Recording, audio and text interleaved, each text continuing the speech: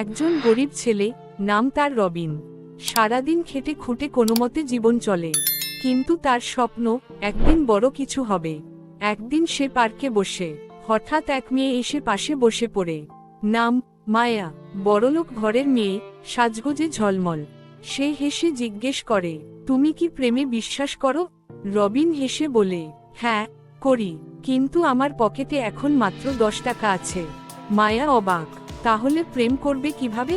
রবিন মুচকি হেসে উত্তর দেয়, যদি সত্যিকারের প্রেম করো তাহলে টাকার দরকার নেই, আর যদি শুধু টাকাকেই ভালোবাসো তাহলে প্রেমের দরকার নেই। মায়া চুপ, তারপর বলে, তোমার চিন্তা ভাবনা অন্যরকম, চল এক কাপ চা খাই, আমার ট্রিট। দুজন হাঁটতে হাঁটতে যাচ্ছে চায়ের দোকানে। হঠাৎ মায়ার ফোন পড়ে যায়। রবিন সেটা তুলে নেয়। ফোন খুলেই তার চোখ বড় হয়ে যায়।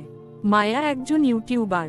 সে লুকিয়ে প্রেমের প্রস্তাব দিয়ে ভিডিও বানায়, মানুষের প্রতিক্রিয়া তুলে ধরে, ভিউ, লাইক, ফলোয়ার বাড়ায়।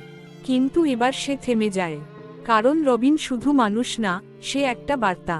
রবিন ফোনটা ফিরিয়ে দিয়ে বলে, তোমার কন্টেন্ট ভালো, কিন্তু জীবনটা যদি শুধু কন্টেন্ট হয় তাহলে সম্পর্কগুলো কন্টেন্টেই মরে যায়।